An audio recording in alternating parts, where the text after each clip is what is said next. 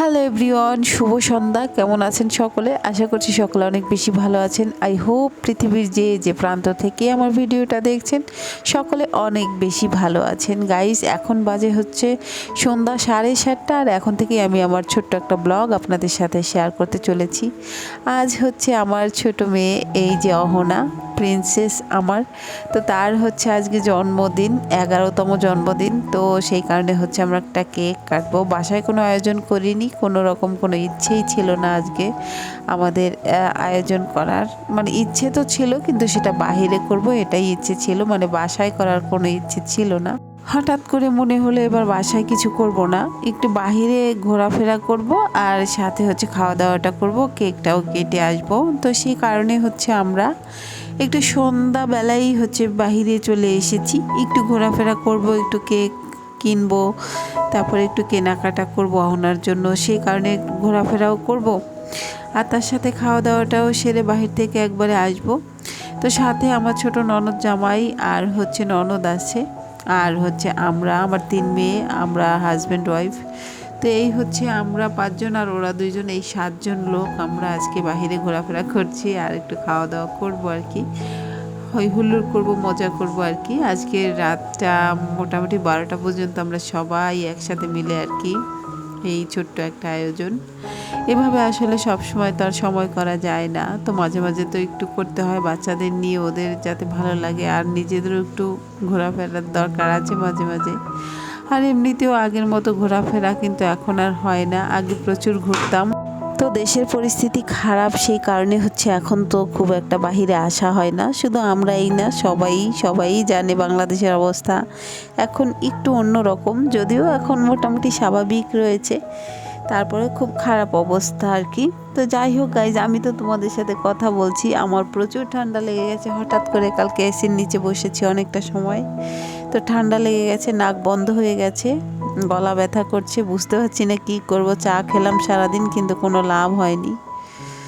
তো যাই হোক, আমরা এখন একটা কেক নিয়েছি টেস্টির থেকে, এখন যাচ্ছি হচ্ছে আমরা রেস্টুরেন্টের দিকে, যেখানে আমরা প্রতিবারই খাই।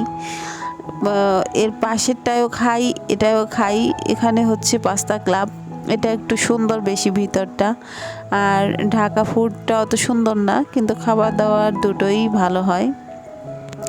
যেহেতু জন্মদিনের একটু ছোট্ট পার্টি আমাদের চলছে, সেই কারণে হচ্ছে আমরা আজকে এখানেই চলে এসেছি, কারণ এখানে একটু মঞ্চের মতো আছে, সুন্দর একটা পরিবেশ আছে, সেই কারণে। আর এদিকে এসেই হচ্ছে খাওয়া দাওয়ার আয়োজন শুরু হয়ে গেছে। প্রথমেই এই যে স্যুপ নেওয়া হয়েছে, তারপরে তো বাকি খাবার দাবার হয়ে গেছে প্রায় ওদিকে। তো আমরা আগে স্যুপটা খেয়ে নিচ্ছি। এই যে থাই স্যুপ নেওয়া হয়েছে, কর্ন স্যুপটা আমার খুব একটা ভালো লাগে না, আর আমার বেশ কিছু ভিডিওতে তোমরা দেখবে আমরা থাই স্যুপটাই বেশি খাই, খুব ভালো লাগে। তো যাই হোক, এত সময়ে যারা আমার ভিডিওটা দেখতে শুরু করে দিয়েছো, পুরো ভিডিওটা দেখে কন্টিনিউ করার চেষ্টা করবে, আর একটা লাইক দিয়ে যাবে, আর ভিডিও শেষে একটা কমেন্ট করে যাবে ছোট্ট করে আমার ভিডিও সম্পর্কে।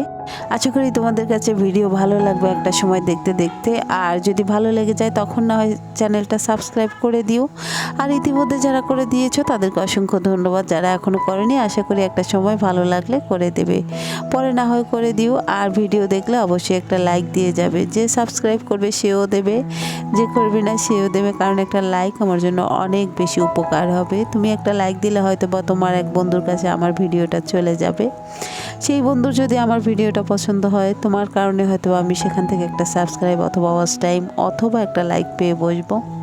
তো যাই হোক, এখন হচ্ছে কেকটা কাটবো, কিন্তু দুর্ভাগ্যবশত আমার হাজব্যান্ড এই ভিডিওটা ডিলিট করে দিয়েছে, ভুলে, বুঝতে পারেনি, আর ভিডিওটা পাওয়া যায়নি। তো বাসায় গিয়ে আমরা আবার জাইফাকে নিয়ে কেকটা কেটেছিলাম, সেটা তোমাদের সাথে শেয়ার করে দেব।